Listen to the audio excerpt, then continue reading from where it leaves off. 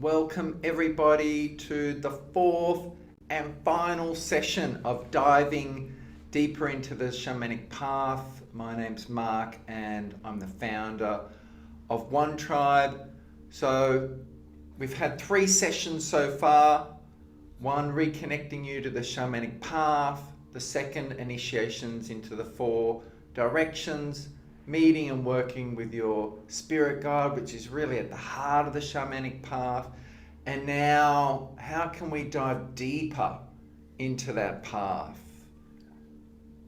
And that's really about understanding energy more, understanding your energy, understanding all of the things that are around you and how to navigate through the energetic world that we live in. It looks physical, but it's actually all just energy. So we can shift and move and change by changing our energy. We don't have to change the world outside.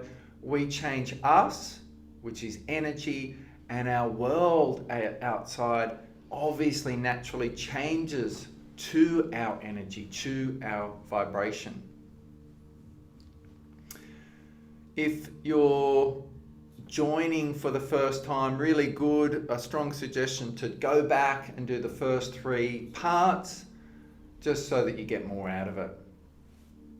So before we begin, let's call in the 4 directions as we do in the shamanic path, which is all about just setting that sacred, safe container. Let's call upon the east, the air, home to the wind and all the winged ones. And really feeling that love. We made a connection to our guides who love us unconditionally. Let's really feel that support. Really take that energy in. Really breathe that energy in. Just to know that you're not alone, that you're supported. All we have to remember is to invite that energy in, and it can support us and hold us.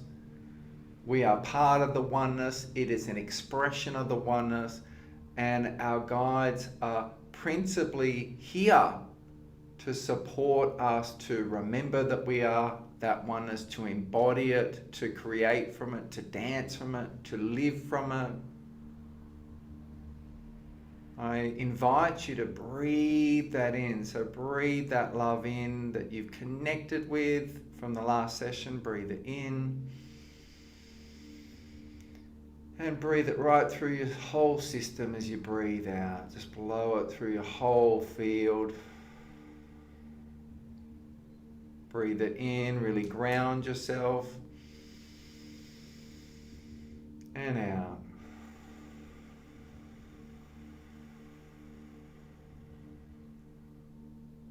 The shamanic path is a supported one. You're never alone. The guides will say that until the cows come home, you are absolutely not alone. Thank you, Spirit of the East. We call all that wisdom in. We call upon the south, the earth. We acknowledge this Wajak Noongar Budja here, this Noongar land, and acknowledge the traditional custodians wherever you are, that deep connection to the earth, deep connection to the mother. In this spot where we are, that's tens of thousands of years old of connection to country, caring for country, being supported, loving country.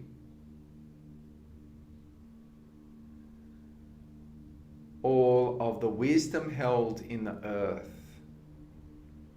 like a book that was read over the thousands of years, constantly reminding us of our connection to all that is. If you have a problem, if you have a dilemma, if you go to nature, you can read it. It will give you messages. It will guide you. Just by watching it, just by observing it, having that intention.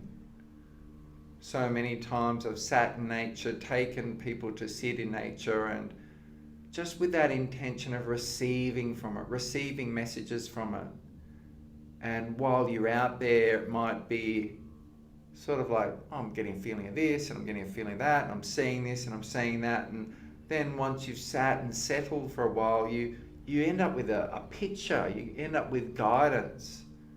And it's incredible to co-create like that, where you're getting physical evidence from spirit. The clouds may take forms that are just for you. You are special and unique, and the earth will shape itself and give you unique, special messages. Thank you, Spirit of the South. We call upon the West and the water. And we're really called to as the beautiful cleansing streams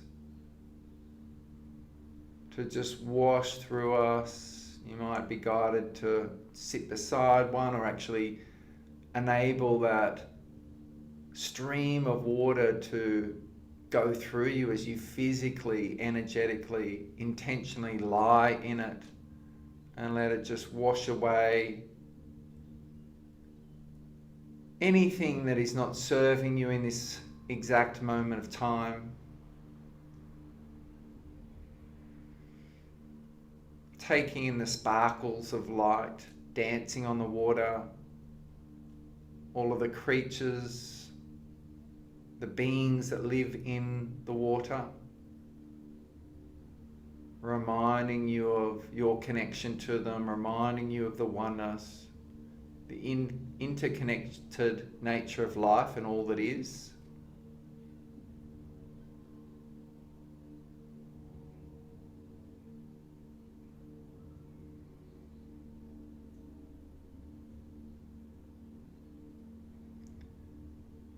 Thank you, Spirit of the West. We call upon the energy of the North and the fire. We call in again the energy of the sun.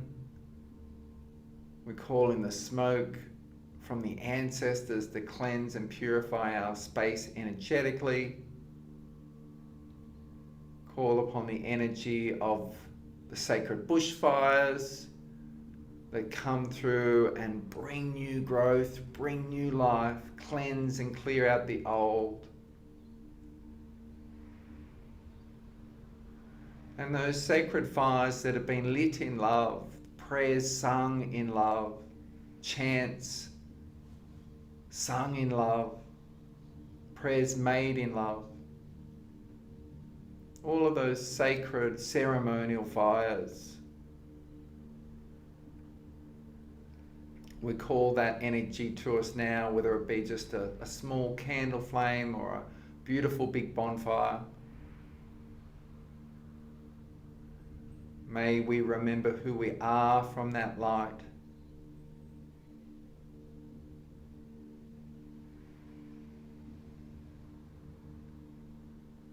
May we walk in truth and harmony. May we really get a sense of what it means to be a clear conduit, a hollow bone, to allow nature, spirit, source to flow through us. To clear out all of the obstacles on the journey, on the path, knowing that we are often cycling through similar territory, and that's normal and okay. That the journey doesn't end, that it's a constant evolution, it's a constant growing, it's a constant expansion. And that often means more and more healing, more and more expanding, changing our belief systems, improving them,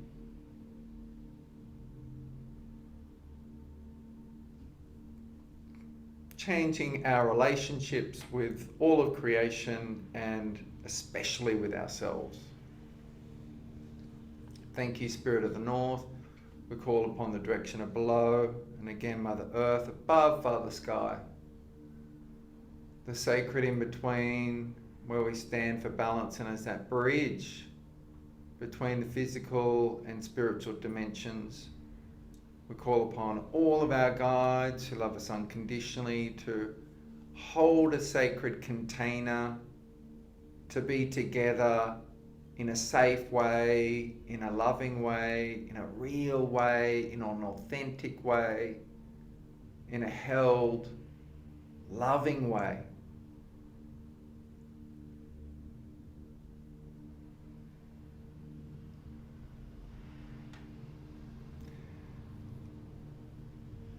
Components of diving deeper into the shamanic path.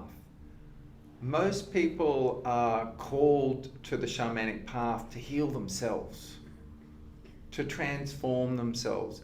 And this is fantastic because you really get your PhD in spirit by healing yourself.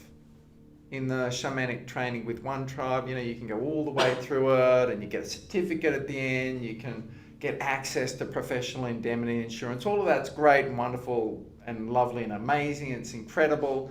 But really where you get your true PhD is by turning within and healing yourself. And that is often the motivating factor for people to begin to walk the shamanic path. And it doesn't end. It's not like you do a 10-day training, a 10-month training, a 2-year training, and all of your healing's done. Healing tends to go on and on. There can be layers to it, subtle layers to it. And it's not like you haven't done the work from previous times. It's just we're often spiraling up, we're spiraling and growing. So for me, my childhood was quite difficult. I was born into a situation where my mum was depressed. My dad left when I was 6 months old. My mum just had no love to give, and it was a very difficult beginning, and it just got worse. So it was really challenging, and throughout 30 years more, I'm just about to turn 50, but I consciously started to heal this relationship really in earnest in my teens. It got way more serious during my 20s when I really dove into my shamanic training, and has never stopped really. And when I'd be doing this healing work, there's a lot of abandonment and rejection, and you start off down here and then you spiral up and you go, oh, the mother wound, the abandonment rejection thing, and then you spiral up and you go, oh, here it is again at this level. You spiral up and you go, oh, here it is at this level. All the different sensitive chambers of your heart. And I remember working with my teacher, and she would often say, I hate to tell you, but it's your mother again. My poor mother. But it's not like I didn't do all the healing at all the different layers. I did. But as we grow and expand, as we let down more guards and more protection, as we become more vulnerable, we hit these different parts of our psyche and being that, we've got to kind of get to one at a time, layer after layer. Obviously, there's ways to make that faster. And when you're inspired to be a healer and, it's just the path, you don't even mean to walk it, it just happens, you just want to heal. I was obsessed with healing myself, absolutely obsessed, until I was about 30. And then I was like, oh, there's this thing called love and expansion and growth. But before that, it was just heal, heal, heal, heal, heal. And every time I did, I would grow, I would expand, there'd be more capacity to have more light go through me. And what is common for people is that they take on a lot of energy in their childhood. Up until the age of about 7, we're like a sponge. So we take in energy from our environment, particularly through our ancestral line. So we can take in rejection, abandonment, not good enough, trust issues, beliefs about money, sex, wealth, health. And even if you've had a great relationship or a pretty good childhood, you still take in these vibrations, these beliefs, some of which you just wouldn't want. You know, some things are just not healthy. You wouldn't wake up in the morning and choose to have the belief system, I need to really work really hard through my whole life. You know, if you were going to script your own belief system, it might be the world's abundant and graceful and I let my heart shine and it's easy. Work is easy, life is easy, it's pleasurable. So for me, I had a situation where, you know, my mum was depressed, when I was born, my dad was having an affair, left when I was 6 months old, and so I took on a lot of her energy from that birth, and she actually blamed me because she kind of really wanted to have a child and my dad didn't so much, so she blamed me. She really blamed herself, but it was all kind of lumped onto me. But more than that, this is kind of that energy of unlovable was actually passed right down her family line. So it went from generation after generation after generation until my mum held it. And then when I was born into it. So I took the energy of I'm unlovable. Even if my mum had loved me really well and said she loved me a lot, energetically this core belief would have gone into me. So like most people, these core energies need to be released. They need to be healed. So I had to learn how to access that and give that back and put it into the fire and clear it. But until I did, I was walking around with it. And of course, what happens is that you tend then to be attracted to that energy. So, for example, instead of being attracted to people who love themselves unconditionally, I might be attracted to people who had that similar energy because I knew it. And that, of course, consistently reinforces that you're unlovable, that you're not good enough, rather than being attracted to someone who loved themselves and could start to put in the energy of you are lovable too. I had to clear all this, learn about these habits, learn about these pathways, these neural pathways that kept going back. People often say, you know, I keep attracting these people like, you know, you're a magnet that attracts it, but it's not the case. You are often the one who are attracted to them because you're familiar with it, you know it, rather than being attracted to someone who holds a beautiful, loving energy. So I had to do a lot of work to clear all that out, to meet someone who loved themselves as much as I was starting to love myself and could really fall in love together and experience that together. So a lot of people need to work and clear these ancestral things, these things that they just pick up like a sponge from their environment. And that's all just energy. This energy of I'm unlovable, it's just energy, but it goes deep in. So it can be really cathartic to get some of these old imprints out and release them. When we go along our PhD of healing, of course, you're walking that path of clearing all these bits of not feeling lovable. So when someone comes to you, you can shortcut it. You can take them there really quickly because you know the territory. And this theme of not being lovable, not being good enough, issues around trust and intimacy and protection and safety, they can even stem back over the lifetimes. And so as you start to heal yourself and get your PhD in healing, you'll learn to trace these energies back. Like, where do they come from? From what lifetime? From what dimension? From what period? And learn to clear them out and release them. I know that for me, one of the big things that I've had is safety to shine, to really shine my light and to feel safe to let that beam out there. And so when you have that in your system, that it's not safe to shine, that people can't be trusted, of course, life tends to reinforce that. You tend to be attracted and move towards those situations that will reinforce that. So in the shamanic path, it's about going toward. So when we have all this stuff in there that needs to be healed, knowing that A, it's just energy, and B, it can be rebalanced, and C, to get curious about it. How do you do that? Where is it in my body? Where do I feel it? You don't have to even do like a shamanic training.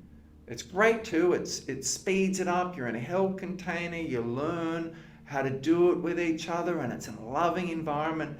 But if you're curious, if you're interested, and you keep turning toward it, you'll learn how to do it. Work with your guides, like we did last time. Start writing out, how can I clear this? How can I shift it? Knowing it's all just energy. Where did it come from? Start to get curious about it. Where did this pattern come from? Is it my energy? Is it from my ancestors? Is it from a past life? Where did this thought form and belief originate? Did I grow up with it? Is it mine? Does it come from my society, from my education? And really move toward it. So let's begin there, shall we? Let's go on a little bit of a journey to feel into where are those things. They might be from childhood, they might be from past lives. Like for me, I just had this thing, I'm unlovable. I had to clear that before I could fall in love and have a loving relationship. It's not safe to shine. I had to find that, to clear that, to know that it is safe to shine, that it's natural to shine, that people can be trusted, are trustworthy. I am trustworthy. I don't need to sabotage myself to stop pain or loss happening again.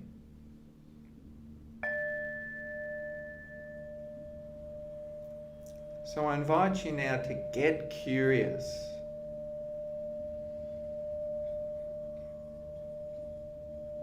Where is your PhD in healing? Is it in rejection, abandonment, not good enough, low self-worth, intimacy, addiction? What are the themes in your life? And importantly, where are they in your body? You can say, I'm curious to know. I'm curious to know. Where is my PhD in healing?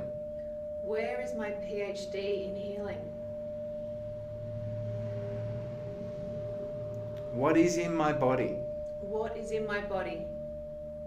What is around my body? What is around my body? Knowing that it's just energy.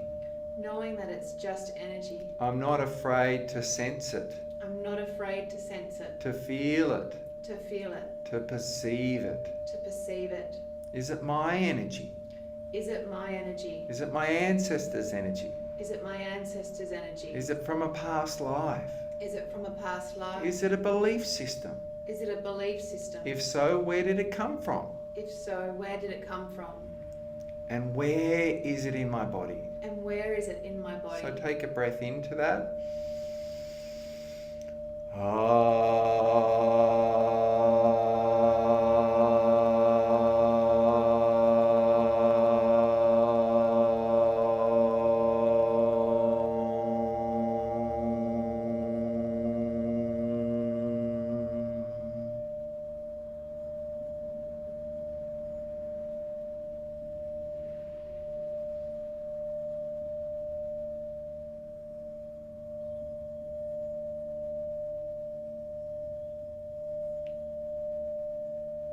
So you might get a sense of a colour, a shape, might get a feeling for how big or small it is, how old it is, knowing that it's just energy. Where do you perceive it? Where do you feel that energy?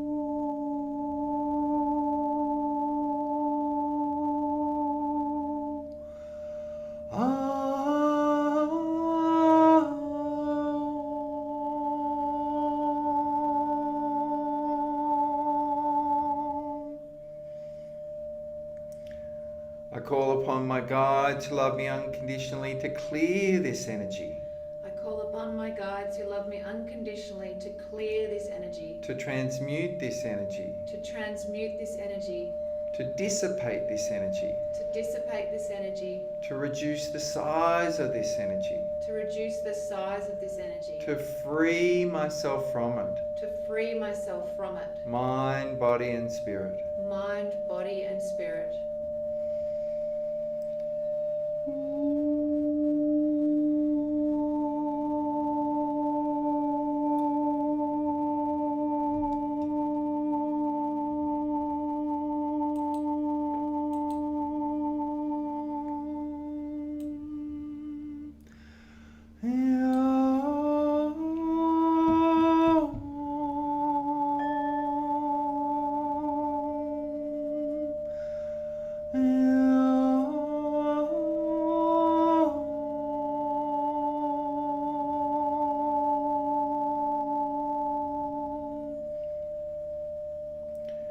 And don't be afraid to open old closets, old doors, go into dark places inside, places that you may have shut, turn your back on, avoided. It's all just energy. You can say, this is all just energy. This is all just energy. It's not who I am. It's not who I am. And it's my intention to understand it. And it's my intention to understand it. And if I feel ready, release it. And if I feel ready, release it. Take a breath in.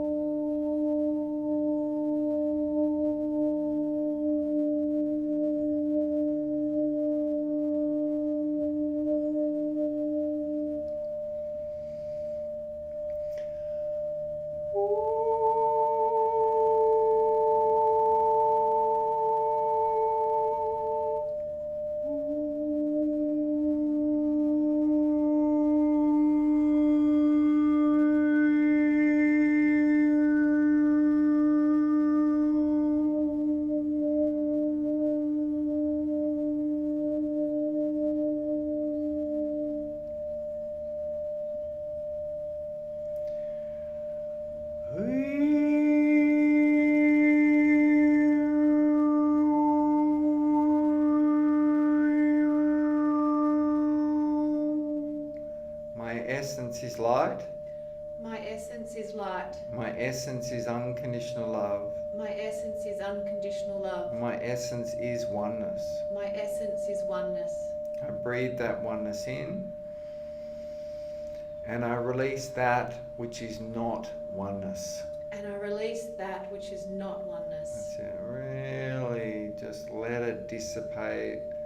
The energy of separation, the energy of division, the energy of identification with labels, with thoughts, with beliefs. My essence is unconditional love. My essence is unconditional love. My essence is oneness. My essence is oneness. I am source. I am source. My essence is source. My essence is source. And that is divine. And that is divine. Breathe that divinity in.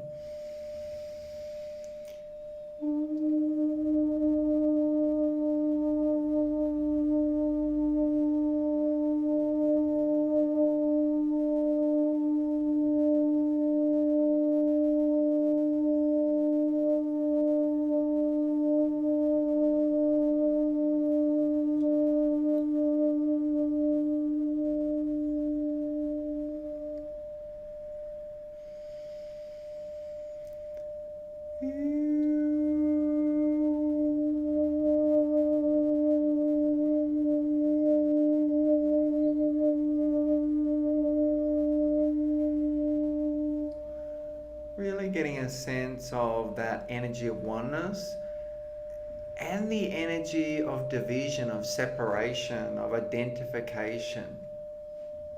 It's okay to have a sense of both. You don't have to push one away. We spend so much of our lives avoiding energy. That's why people are busy and addicted to this and that and are never still, because they don't want that energy to come up. Let that energy be there and breathe that oneness into it. Breathe that light into it. Why don't we sing oneness, love and light to that energy? Not to like get rid of it, but just to love it, to welcome it, to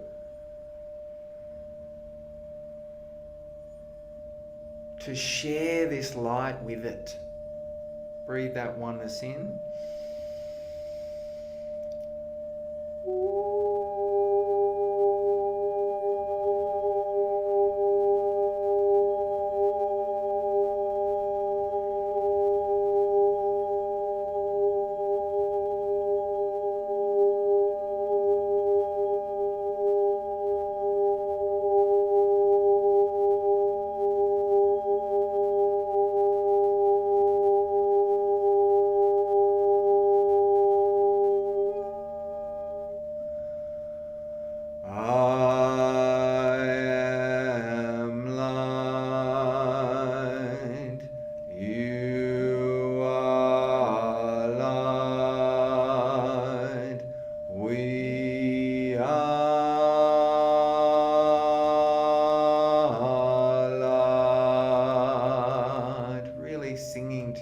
And all of creation. I am light. You are light. We are light.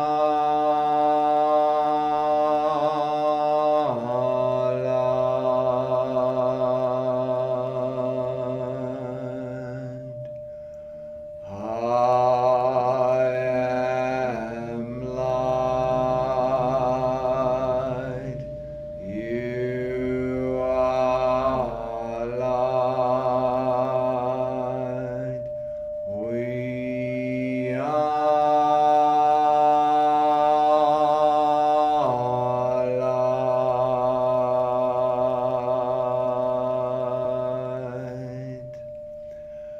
I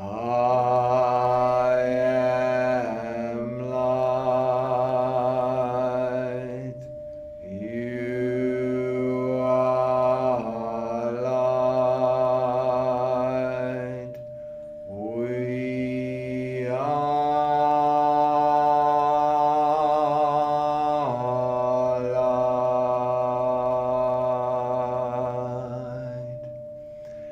I am light. You are light. We are light. Just breathing that light in. And breathing it right through your whole body.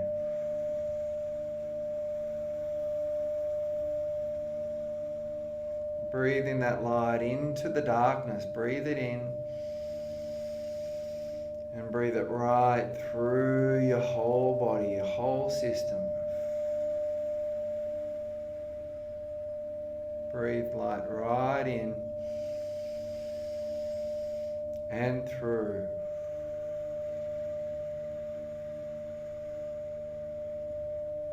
Breathe that light in and through.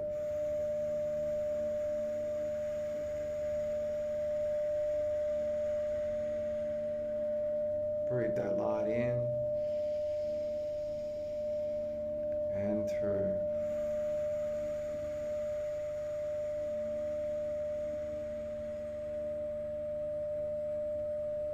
Breathe that light in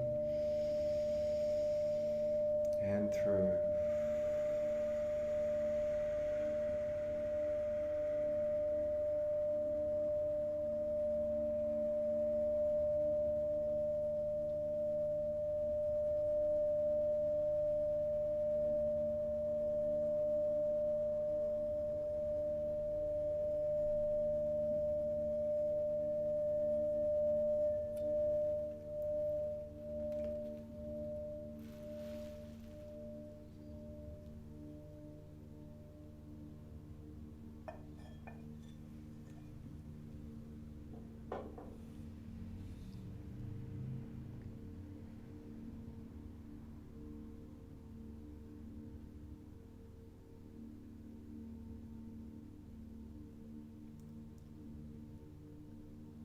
Scanning now where you began the journey. So at the beginning, we were sensing to the shape, the size, the color, the texture of energy, places where there may be reoccurring themes, core issues, places where you might cycle through a bit and really get your PhD in. And just sense, is it the same? Is it different? Not having any judgment about that, but just observing it.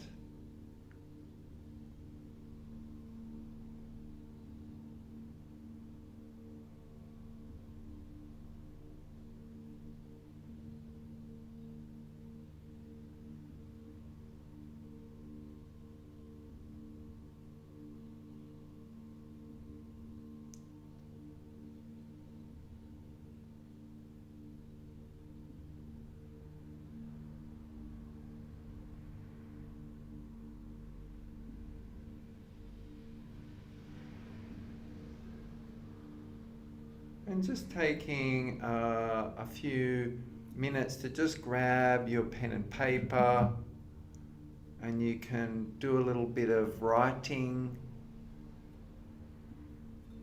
just feeling into what was that energy, feeling into what are the core themes, where are you getting your PhD? How far along the line are you with that? Are you just starting your healing journey? Can you acknowledge all the work that you've done? Are you moving from healing into loving, into serving, into giving?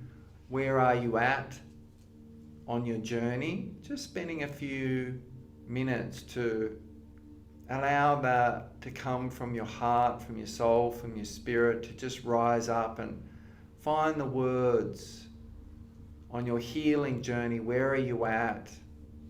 Where are you going to?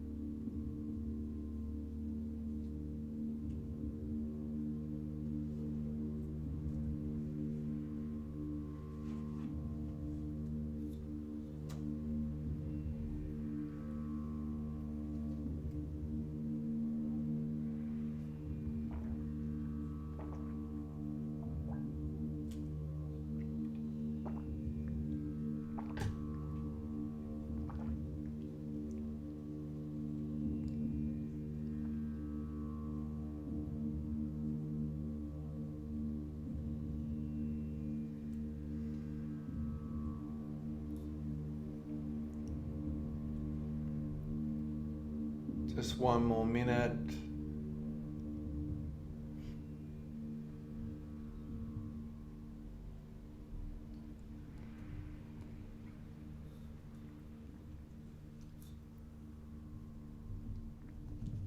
Just letting the sentence, the thought that you're on come to an end.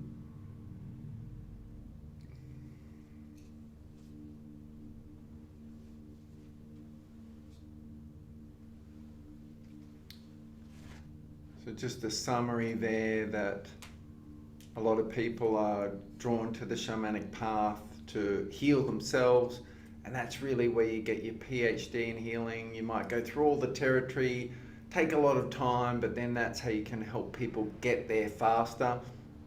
It's natural that people will be attracted to people who have had a similar path and experience, and knowing that there's actually a living example of someone who's gone through that.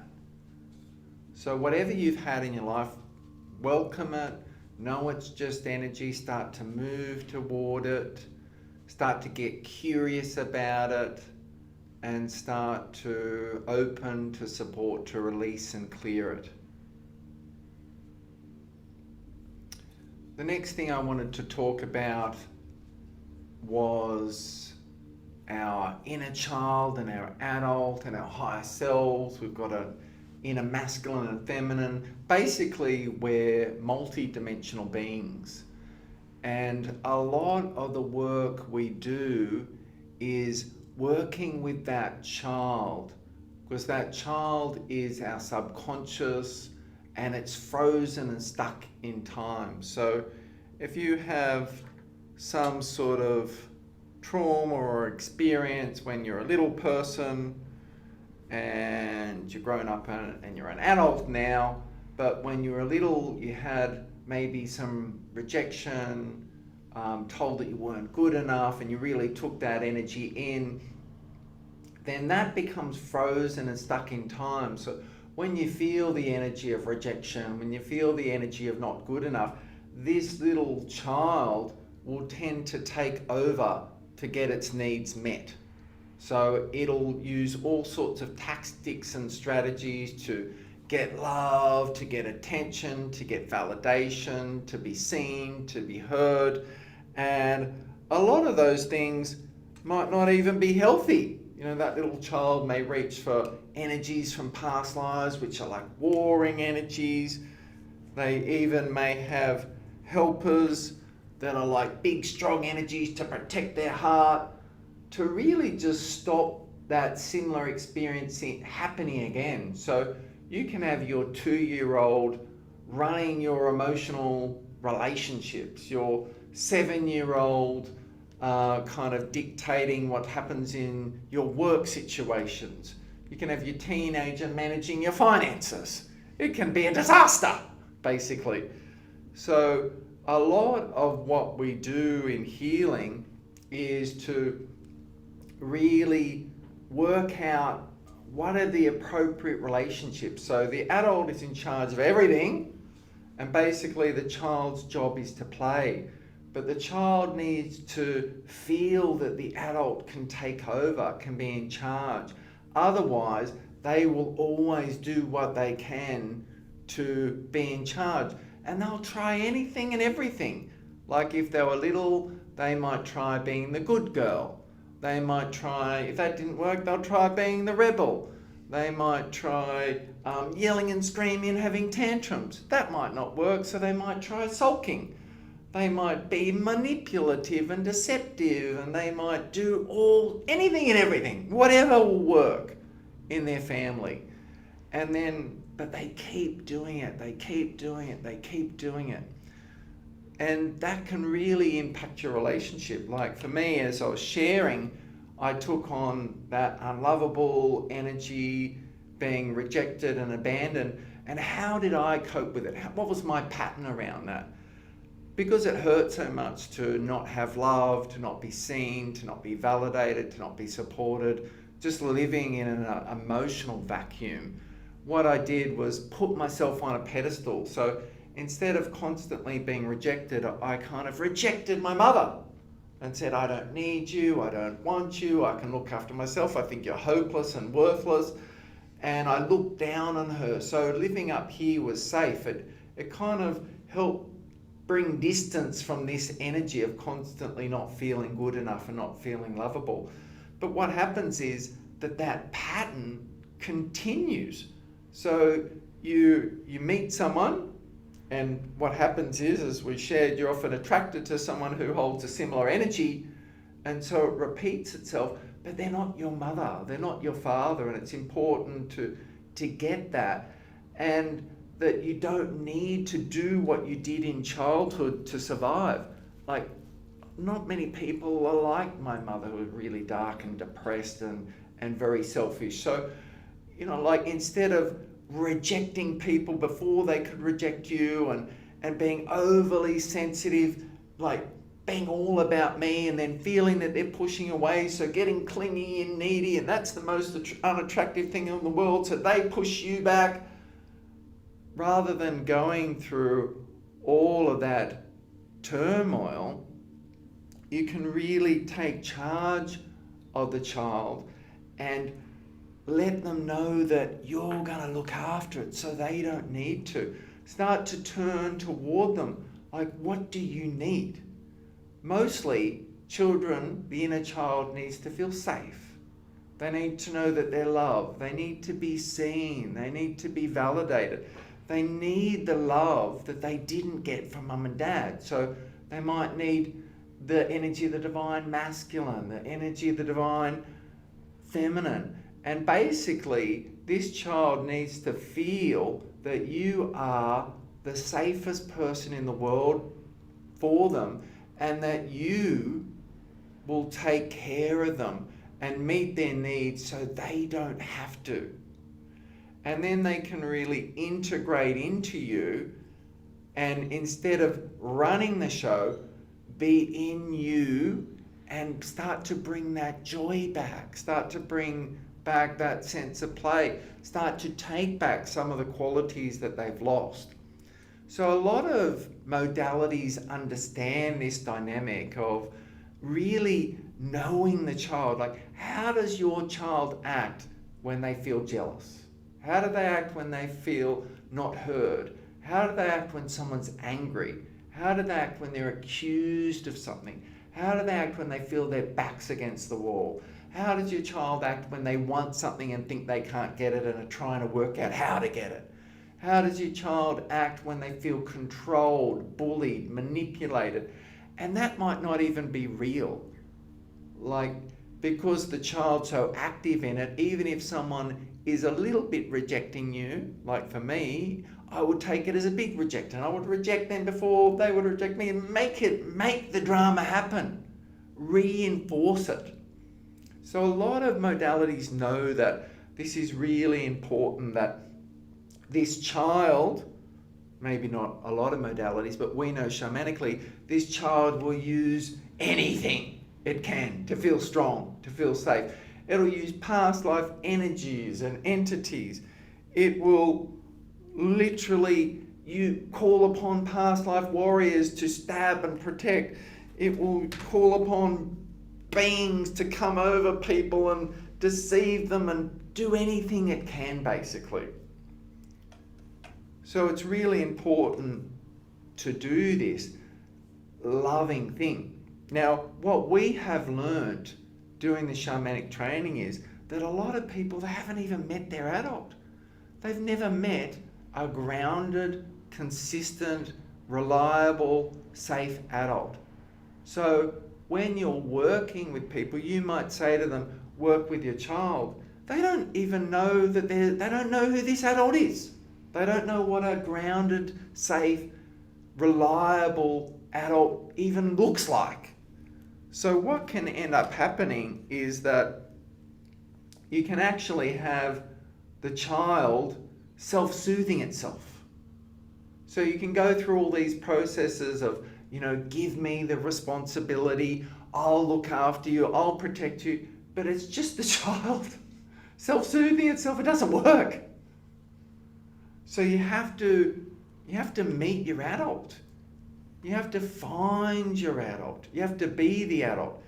And just a little tip, if you're doing healing work and running courses, and particularly if you're going deep, this little child, if they literally only know the child, like there's literally no adult there, really, then this child will test you like nothing else. They will throw everything at you. And your job is to be consistent, be the adult, and be unrelenting in holding the space for them, holding the space for each other. They might throw everything at you. They might throw everything at the group. And rightly so, because they're trying to test. Is there such thing as a safe adult? Is there something I can trust? And when they start to feel that safe adult, then they can start to meet their own adult. They can start to learn that and trust that and go through that journey. Another big tip, if you're running workshops and things like that, it happens every time. We tend to do healing work in 10-day blocks. So, you know, you have all this child and they're throwing things at you. They're throwing all sorts of distractions. They're doing all they can to stay in charge because that's what they know. But then they start to feel safe. And then towards the end, about day 8 or day 9 or day 10, that's when this child, if this relationship's not bonded, that's when this child can start to really, the shadow child can really start to take over, and they'll throw things at you. They'll say the training was wrong, that you're wrong, someone in the class was wrong. They'll find all sorts of reasons to go back to the old way of being, back to what they know, back to all, basically the patterns that this child takes on work to help them to survive. Your little child, which is active in you at all different ages, whatever they did worked. Like, you did get to the age you're at. They helped you to survive. It just might not be the healthiest way and might not be the best way of operating. So if you're running workshops and deep healing stuff, really important the last day or two or the last few sessions, point that out to people, because this is when the child will freak out, because you, the adult, is gone. The safe container that you're created is gone. So who's going to look after them? They're going to look after themselves. And a lot of that's ugly. A lot of that's unattractive. A lot of what we do sabotages ourselves. It sabotages our relationships. It sabotages the space we're in. A 2-year-old, it's all about me, me, me, me, me. You know, it's not about us. It's not about connection. It's not about unconditional love.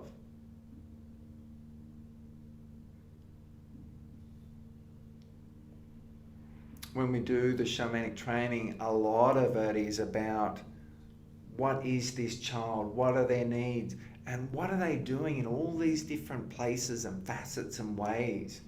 And then you become, as the adult, a safe place for that child. You start to love yourself. You start to find that you've got a voice. Instead of using all sorts of ways to get your needs met, you learn that you can speak, that you can say yes and you can say no, that if you don't have a no, then your yes doesn't mean anything, because your no sometimes means yes, sometimes means no. It's all wishy-washy.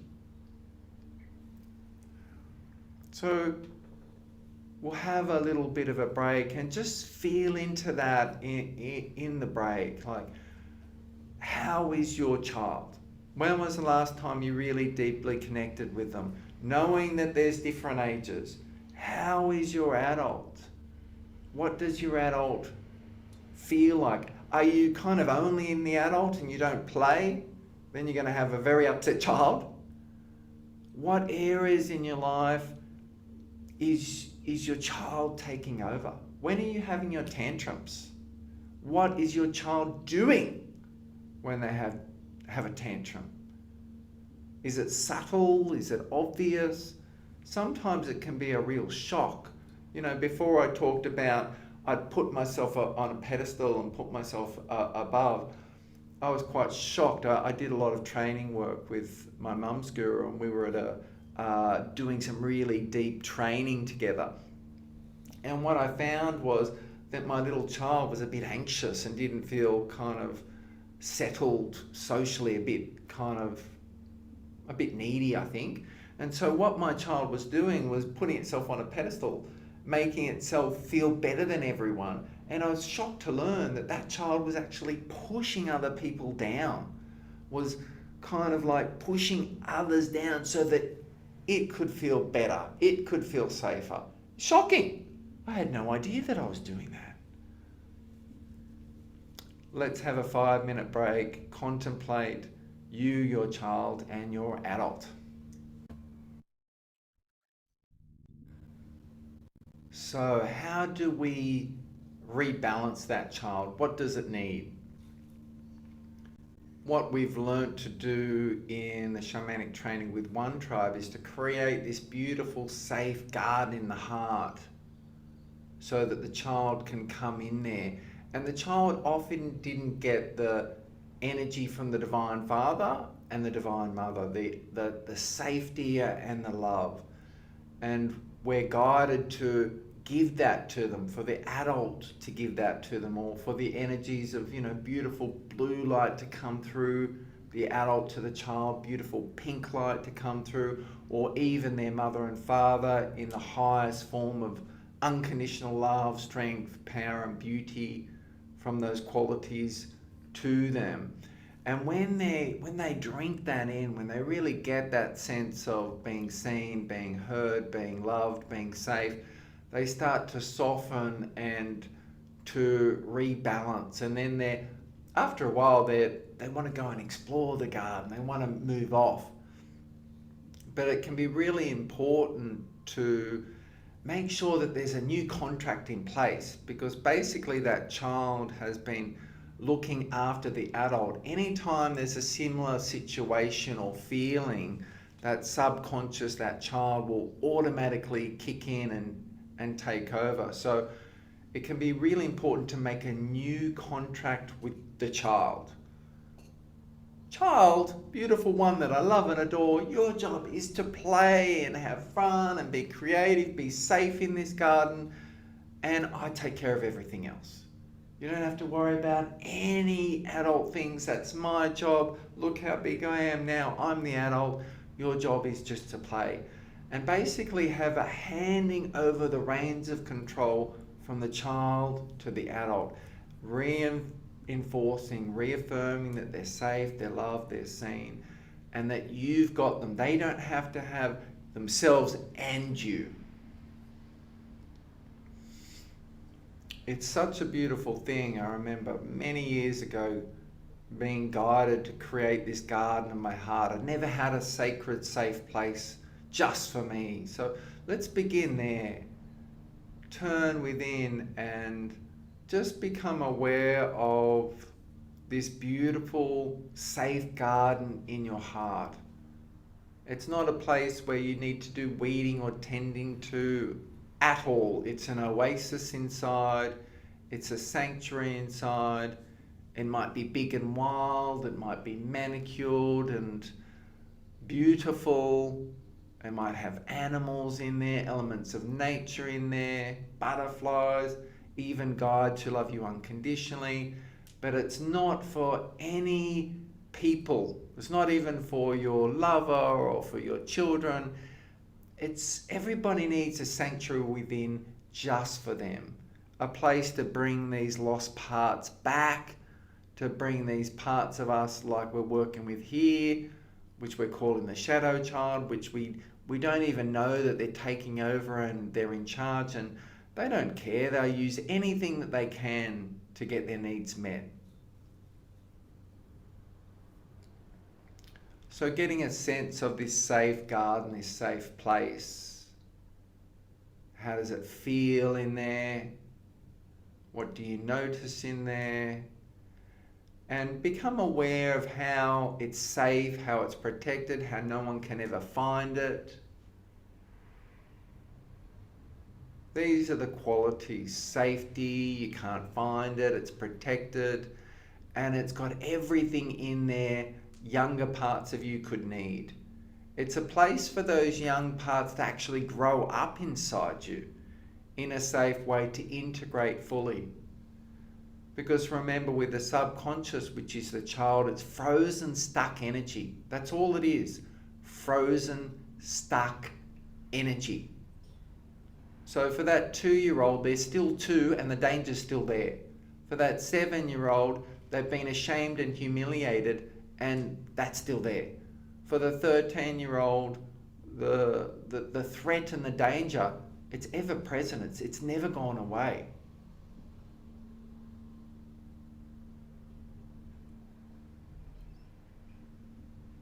This is a place to bring those frozen, stuck energies, to integrate them into you, so that you're not using all of that subconscious energy to get your needs met, to be loved, to be seen, to be heard, to be validated, to feel important. Every child should have that every day. Unquestionably, they should know they're loved, seen, supported, safe. They have boundaries. When you say no to your child, it says that you love them because you care enough to protect them. I never got that. I never got boundaries.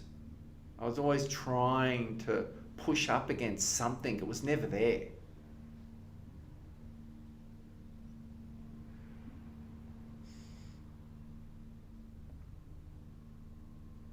Trust yourself here in the next phase of this journey as you connect to a part of you that is frozen and stuck in time, an age that's frozen and stuck in time.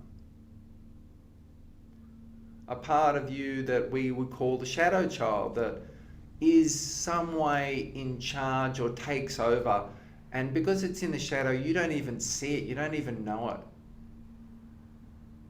But what are some times and spaces and places where you've been triggered? It could be part of this PhD that you're investigating. How old is this child? What state are they in? How do they feel? What are their needs?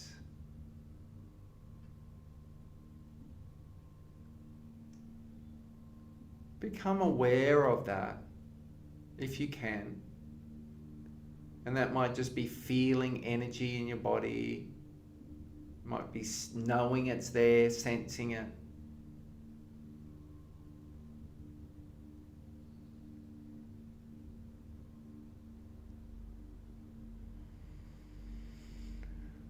This child needs to be loved. It's got different needs. And only you can know that in this given moment. And start to just become aware, is there an adult there? Have you met your inner adult? Your inner adult is resourceful, capable, loving, grounded, compassionate, wise, tender, present.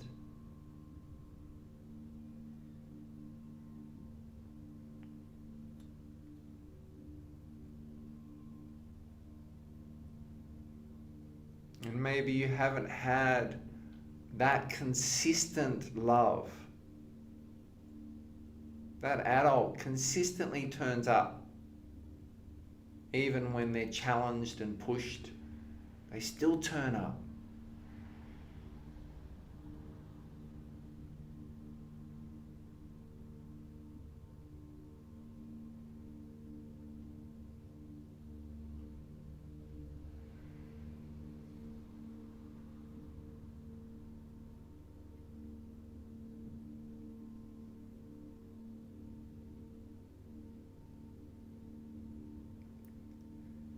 If you're struggling to connect to that adult, what if you could connect to the adult? If you could connect to the adult, what are they like? What do they look like? What are they wearing? What do they feel like? If you could connect to them, how would they be? And if you can't connect to that child, if you could, how old are they? What state are they in? What do they need? if you could, how would you make a connection? If you knew how would you make a connection of this adult and this child? How would the adult sense the needs of the child? How would the child express its needs?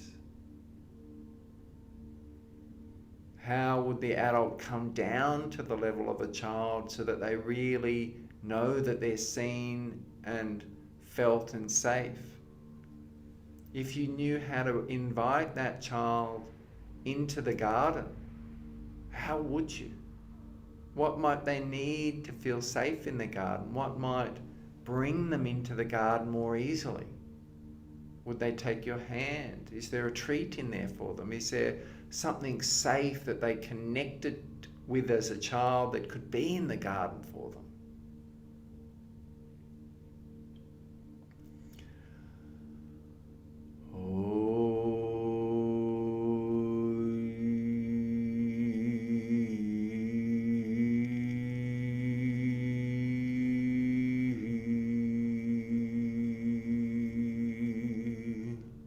Really sensing that adult, making that connection with that child, bringing them into that garden, welcoming them in, leading them in, being led in, whatever way is right for you, and trusting that. And if you don't know, if you did know, what would you do? What would happen? Keep going back to that. If I did know, what would happen? If I could feel, what would I be feeling? What would the child be feeling? If I was wise, what would be the insight, the knowledge, the understanding of this child?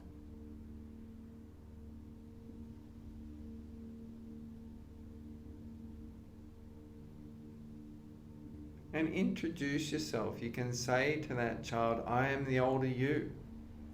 I am the older you.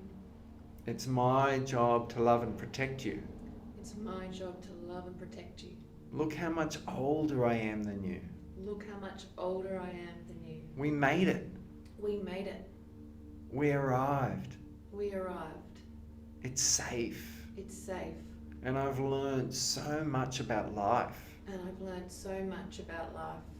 And I've learned that I can look after myself in healthy ways. And I've learned that I can look after myself in healthy ways. I've even learned there's some areas I don't know how to look after myself well. I've even learned there's some areas I don't know how to look after myself well. But I'm curious to find out. But I'm curious to find out. And I will. And I will. I will look after myself and you. I will look after myself and you.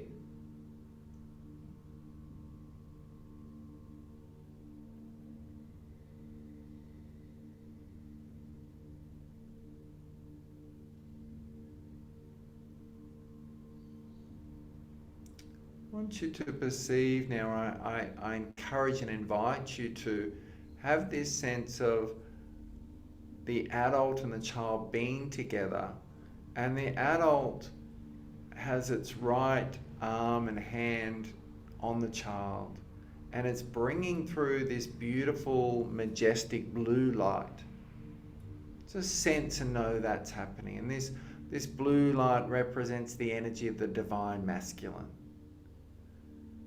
It's bringing through properties like peace and calm, presence and strength, service, love, care, pride and dignity.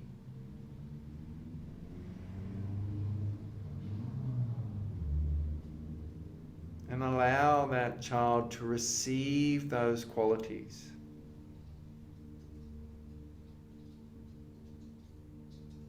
The divine masculine is selfless. It will sacrifice itself for the child, for the tribe, for the community, for humanity, for creation, for a cause. Selfless. It's strong, it's loving, and it's incredibly present. Soothing and calming. Really have a sense of these qualities of this blue light going into that younger you, reassuring them that you see them, that you will keep them safe. It's my job to keep you safe. It's my job to keep you safe. I see you. I see you. I see all that you've experienced. I see all that you've experienced. I love you. I love you. And I will protect you. And I will protect you. Really let this blue light stroke them, hold them through your right hand.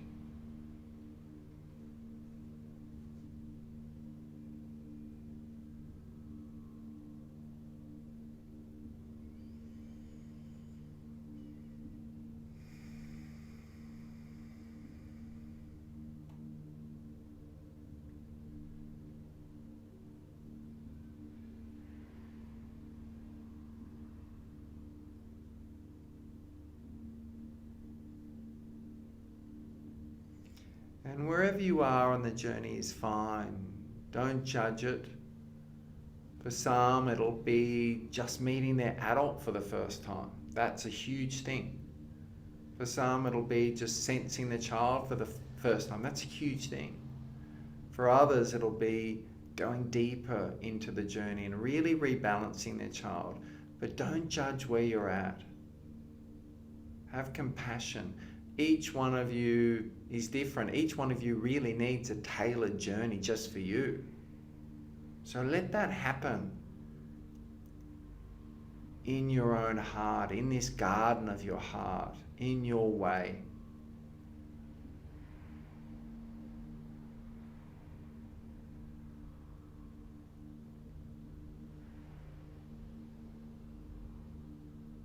And if you're with the journey and the process that we're following as a group, starting to get a sense of the left hand and being filled up with pink light for that adult. And that pink light represents the energy of the Divine Mother.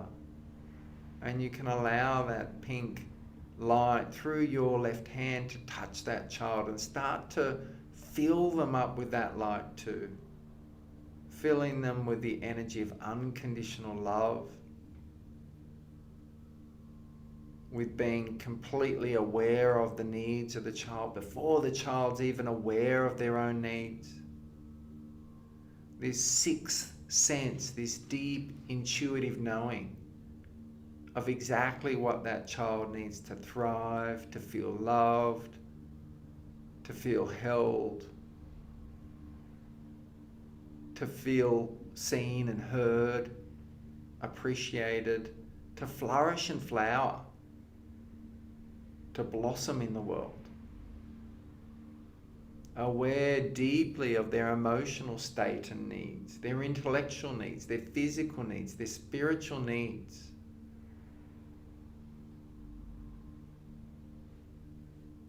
And it's an unconditional loving pink light. And maybe you never experienced or felt that, but the child is experiencing it now through you, through your intention as the adult to connect, to be a conduit, to be a channel, to be a hollow bone for the Divine Mother energy, for unconditional love, so that the child can really feel that presence of love, and you give it to them. Don't just rely on the colors. Bring it to them. Bring this love. Hold them. Cherish them. Tell them how beautiful they are. Tell them how special they are. Let them feel it. And just give you a few minutes to intuit that on your own, because everyone's journey is different. Everyone's journey is unique. Everyone's needs are different and unique.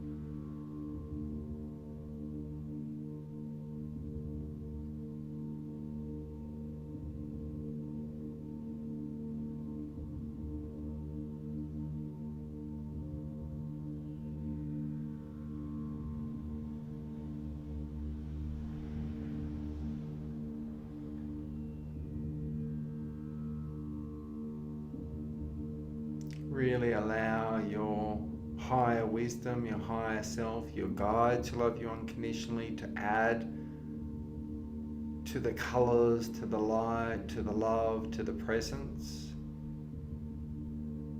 Really giving yourself what you need, whether that's working with the adult, working with the child, working with the masculine or feminine energies of unconditional love.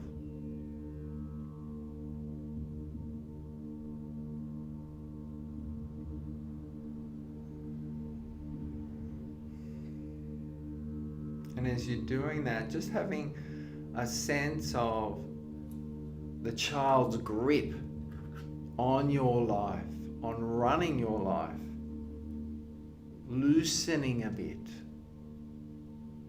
softening a bit.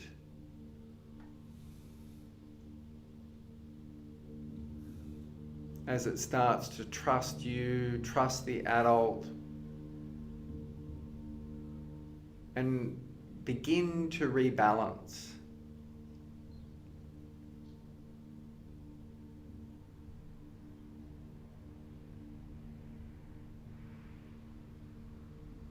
And you can say to that child, your job is and always will be to play.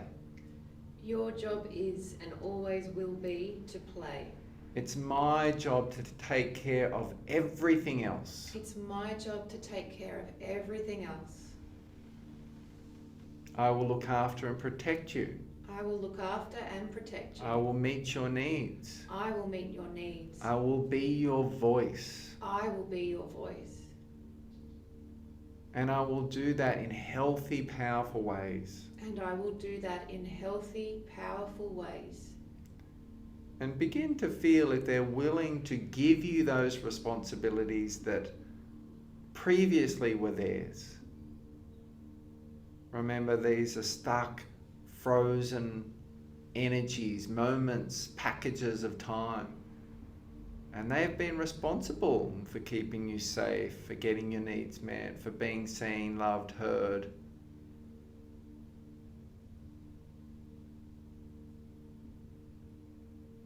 You can say to them, that's a heavy, big job for a little one. That's a heavy, big job for a little one. I can easily do those things for you. I can easily do those things for you. I commit to doing those things for you. I commit to doing those things for you. Give me those responsibilities. Give me those responsibilities. And I give you the freedom And I give you the freedom to grow up safely here. to grow up safely here. All your needs met here. All your needs met here. To have fun here. To have fun here. I will check in with you regularly. I will check in with you regularly. And breathe into that. Just take some conscious deep breaths.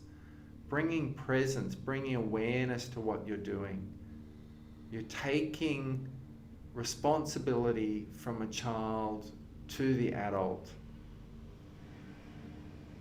And you're giving them freedom to do what they do best, which is to play.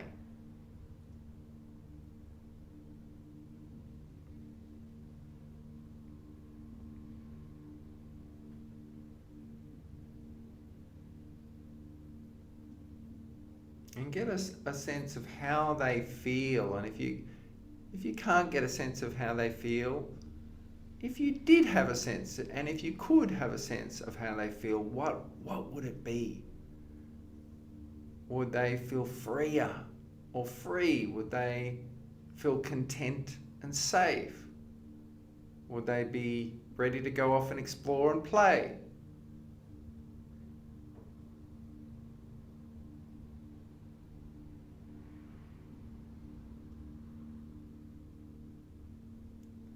And start to sense that energy of the child that's freed up to play, freed up to have fun. It's a beautiful energy, a playful energy, a vibrant and alive energy. We're never too old to see the light side of things, to play, to bring humour and joy into anything we're doing. Everybody loves that. It's infectious.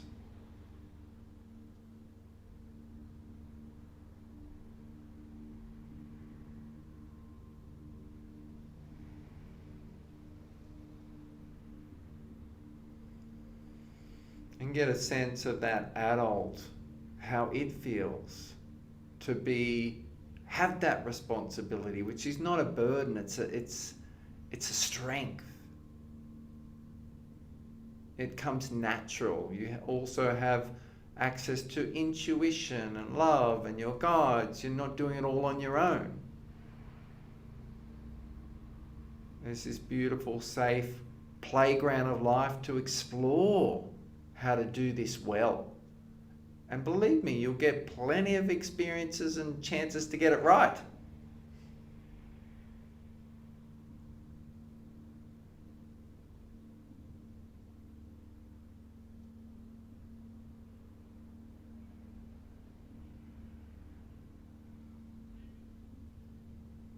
I commit to embodying this adult. I commit to embodying this adult. And give you freedom to be the child. And give you freedom to be the child. And I welcome that joy in my life. And I welcome that joy in my life.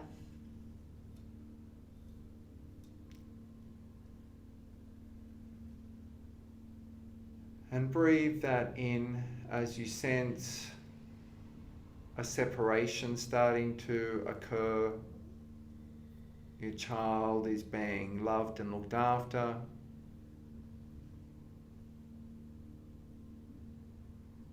They may be integrating into you. They may be comforted in the garden. They may just be playing, but they're safe and looked after.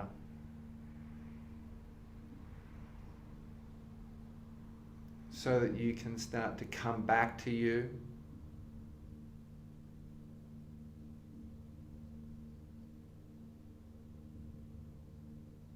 And just taking a couple of minutes to just write down your commitment. What are you committing to do on behalf of that child? What are you committing to do on behalf of yourself? How are you calling in support from all you've learned over the 4 sessions, from your guides who love you unconditionally? Just take a couple of minutes to go through that process.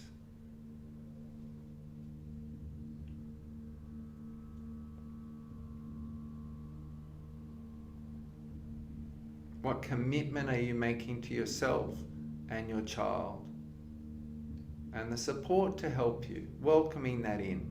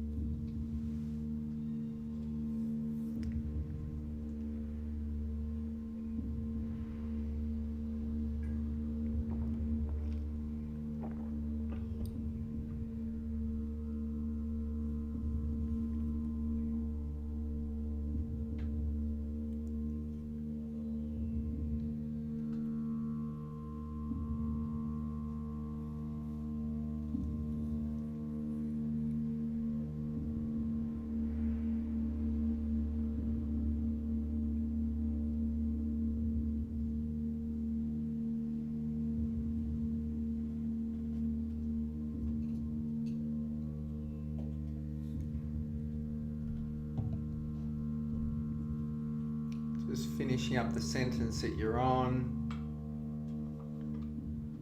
Taking a drink of water if you've got one near you.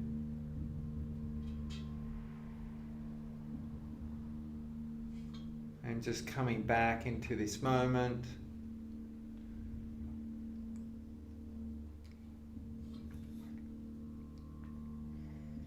What I wanted to finishing up talking about in terms of material and diving deeper is that the triggers that we experience in life, so when we're triggered with a strong energy, a strong charge of hurt or anger or shame or blame or rejection, whatever that energy is, what happens is we normally point and look out at who's doing that, who's hurting us, who's rejecting us, and we might try and do all we can to stop that rejection and that hurt and that blame and shame.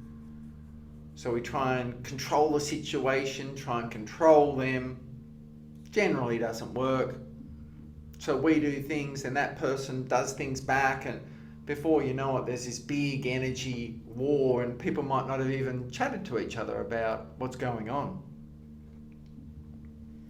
And just as an example, again, from before, to say this could represent me and having that, that unlovable energy that's gone down the family line and it's come to me. So that's already there, right? So when we're triggered, when we have a strong reaction, the person didn't put that energy in there. It's already there. It's already in me. And as we shared before, I'm likely then to be attracted to and move towards people who hold that energy too. People who are emotionally unavailable, people who are basically going to reject and abandon me. And that kind of is a match. It validates that I'm this and it's not safe to love and all of the stuff that happens. And this person in playing this role, they have that energy. They're always going to play that out. So they're emotionally unavailable. So they may do real things to trigger and hurt, like not be there, not see or hear me as the child that I need. So it can be really possible to look at this many things that this person's doing that is real and hurting me and doing this stuff. And when we do that, our little child can do all sorts of things back to them, and this is when this big tug of war happens. But we never get peace when we do that. And the trigger was there before that person ever arrived. So if you forget that person and then start to ask yourself some very simple questions, which are, when you're triggered, what do I have to learn here? That takes the focus off them, because they've got the power. They're hurting you, they're rejecting you, they're abandoning you, they're making your life hell. And you can point to real things that they're doing and feeling things that their child's doing that's real, and you're doing things that are real, that they're feeling things that you don't even know that you're doing. So what do I have to learn here? Another great question: when have I felt like this before? Take me there. When have I felt like this before? That's when you'll start to go, oh my goodness, this has nothing to do with this person at all, and everything to do with my mother. In fact, it has nothing to do with my mother. It's gone through the family line. I don't even know whose energy it is. And then you can start to see the gift and start to release this energy and heal this energy and shift this energy. And you can start to ask questions like, what is my highest vision here in this situation? Which may be to acknowledge that this person has this energy, they're not available, never will be, and turn your attention to what it is you do want. Or realize that, hey, maybe they're not the way I think they am, that they're not my mother, for example. What can be a high vision to walk away or to come together? But first of all, to do that deep inner work. And when you ask that question, what do I have to learn here? When have I felt like this before? You will go back in time. Sometimes it'll be to childhood, sometimes it'll be to a period before, sometimes it'll even be to other lifetimes. And then you can start to clear that energy, work with that energy. So just for a minute or two, bring to mind, when have you been triggered? When was the last time you were triggered? What themes are you commonly triggered about? Give yourself permission. I give myself permission. I give myself permission. To feel into. To feel into. To know and intuit. To know and intuit. When I've been triggered. When I've been triggered. What situation I've really been blaming someone else. What situation I've really been blaming someone else. Other people. Other people. Events beyond my control. Events beyond my control. I may really be able to justify. I may really be able to justify. The things that they're doing. The things that they're doing. Or how this situation is hurting me. Or how this situation is hurting me. That's not in doubt, that's real. That's not in doubt, that's real. But when have I felt like this before? But when have I felt like this before? When I'm strongly triggered. When I'm strongly triggered. That trigger was already there. That trigger was already there. That person or situation is just touching it again. That person or situation is just touching it again. That breathe into that. Breathe in.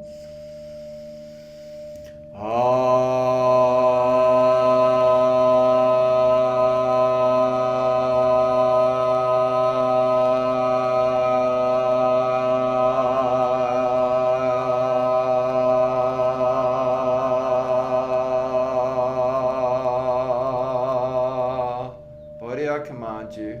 Body, I command you. Take me back in time. Take me back in time. To when I felt like this before. To when I felt like this before. Breathe in.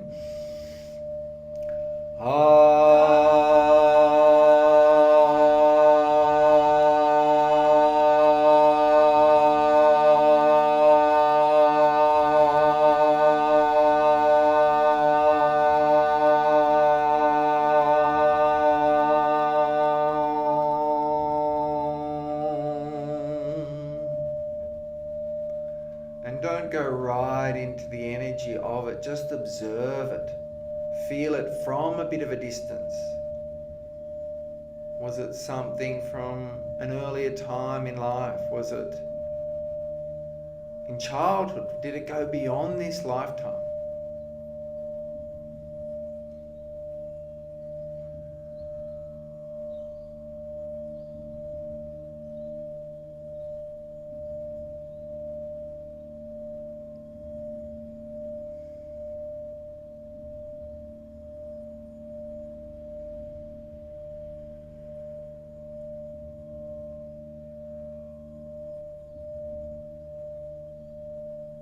And if you get a sense it's from an earlier time, an earlier person, an earlier situation, you can say to that present person or situation that is triggering you or has, you are not this person or situation. You are not this person or situation. Thank you for touching this energy. Thank you for touching this energy. It was here before you even arrived. It was here before you even arrived. I free you of the blame of it being there. I free you of the blame of it being there. I forgive you. I forgive you. And I turn to this original energy. And I turn to this original energy. Experience. Or event.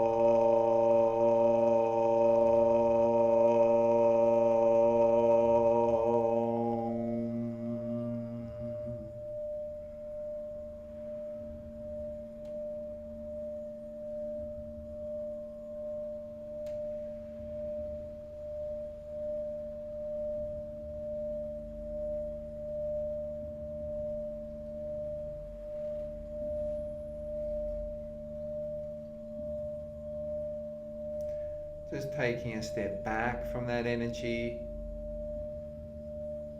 We're not going to go into the depth of rebalancing that now. It's just enough to know that it's there, that it has nothing to do with that person. You can have the intention that it's filled with love, filled with light.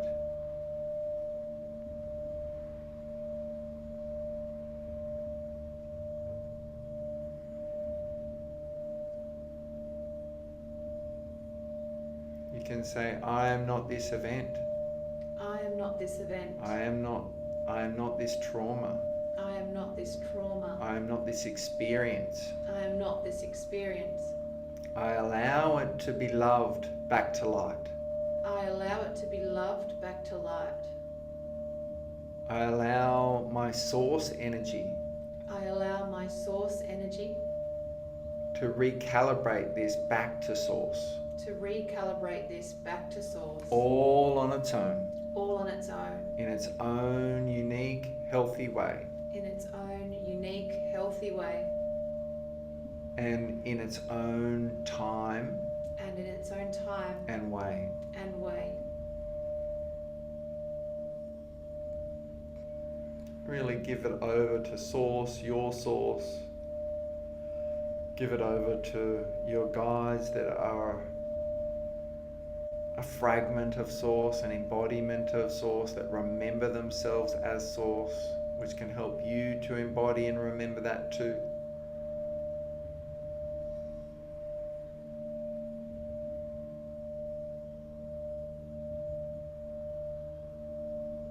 As soon as we ask ourselves that question, what do I have to learn here? When have I felt like this before? We move away from looking out, which is totally gives all of our power away. It means we have to change them or manipulate them or protect ourselves, or put a lot of energy into it anyway. And when we turn to look within, we immediately realise 99% of the time it's got nothing to do with that person at all. They're just touching something that's already there, and that is just a moment that's gone. It's history. It's old, stuck, frozen energy. It can be recalibrated back to light. We don't need to be dominated by it, controlled by it, constantly going back to it, constantly attracted to it again and again.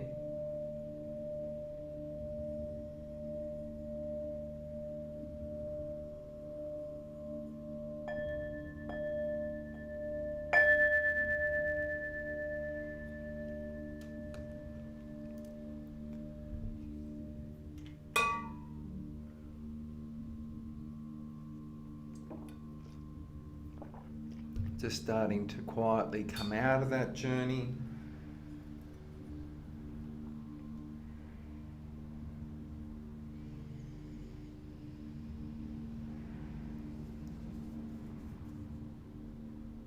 In the final few minutes that we have together, I just wanted to thank all of the people that made this possible. Mandy here and Amanda helping out, being the voice of you, so you can hear that. Lisa and Jen holding space online. And I'm Mark, and together we're part of the One Tribe community. I also wanted to invite you to, if you're interested, to dive deeper with One Tribe. We do 10-day shamanic training programs, we do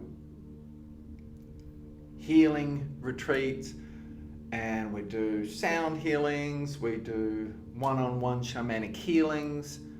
And the big new offering that we have is actually a year-long shamanic training program. It's 20 years basically in the making, and it's reserved for only 20 people. It'll only happen once here in Perth, and if you're travelling from interstate or around the world, there's accommodation here. There's an ashram nearby that has been supporting our work for years. It's really near the training, and it's very inexpensive. And it begins with an interview with me, and we'll talk about what's your journey like, and you can feel into it more. What will really be your focus for you personally for the whole year. And then there's Shamanic Training Level 1 and 2, which is really a washing machine of growth and healing and transformation. You're learning a different tool, technique every day, first on yourself, but then facilitating that with each other. So you're giving and receiving healings every day. It's a huge, massive journey and awakening. And then after that, there's a couple of one-on-one healings with myself or Mandy in small groups. So for the next couple of months, we're working with you individually on your journey. There's a 10-week integration program. There's lots of tools and support in the integration phase between 3 and 4. In level 3 and 4 is the next phase of the training, but before that we do something called the Deep Ancestral Healing Retreat, which is a 4-day big journey, which is all about clearing out this stuff that comes down the ancestral line. This energetic work that goes through the ancestral line is what people spend most of their lives avoiding and most of their lives doing, but don't know how to. I've been trained to do this by my mother's guru, and I'm passionate about it. It's incredibly shamanic in the way that it is. So that's learning to give back energy that's not yours and put it in the fire and take back your light. Huge, massive thing. So you've got to really be courageous because it's deep and cathartic. You have to be prepared to go there yourself, to be in a room with people just all going together on that journey. After that, there's actually a 6-month program. So once you've got rid of all that, like, what is going to be your new belief system in the areas of your health, your wealth, your fulfillment? So it's a 6-month program where you're developing 6-month goals, 18-month goals, 3 to 5 year goals, lots of tools to unblock the old and tools to find and access your higher vision. Incredibly effective and powerful, life transforming. So that's where you learn to shape and create and design your life with the tools to do it. Then there's level 3 and 4, which is really starting to master energy and master healing. Level 3 is looking more tools at mental, emotional, physical and spiritual healings, how to break down a healing, what are all the steps in a healing, but you're going deeper in it more and more yourself. And then level 4 or practitioner training is just 5 people per class. That's when you dive in, you really go for some core thing. So you have 4 students and a teacher all going for the big core massive breakthrough. They can be epic 4-hour healings, but hugely transformative. You do that yourself with each of these students. Then we start to bring people in from the outside to do it as well. So it's deep, it's intense. Even if you never want to be a healer, you're just cleansing and clearing, releasing, freeing yourself, learning tools to manage your child, manage yourself, find your yes, find your no, just like actually create and shape the life that you want. And then after that, there's like a 4-month mentor program where you start to do healings outside in the community. You have a mentor who reviews your case studies, will actually sit in on healings with you, and then you do your final review. So that whole thing is like probably about a 14-month journey. What I'm most excited about is that we've done a lot of that. It's just better, but it's been broken up. So we've had people do level 1 and 2. They can do whatever they want. They can do deep ancestral, or they can do 3 and 4. Probably about 65-75% of people go all the way through anyway, but they do it at different times. But what I'm excited about personally, and where I've got to in doing this work, I want to do it with a committed group, with people who really, really want to do it together. And I think we just launched this at the beginning of this year. I think there's 4 or 5 people who look like they're in. So we're looking for 15 more people who are really committed, who are really brave, and that might be you. So if you're interested, let me know. If you want to talk to me about it personally, let me know. It's my big passion for this year. I know that when we come together, we can do so much. And imagine coming together for a whole year where you're being held, holding each other. The mind boggles at what we can do. Just think about what we've done in 2 hours, what we've done in 8 hours. What about doing it for a year? So that launches and happens and begins in April. And if the dates line up for you, it's meant to be. And if not, maybe it's down the track. If you want to do it in a broken way, we're still doing that on the east coast of Australia. I think there's maybe 2 spots left. Level 1 and 2 starts there in March. That's it, everybody.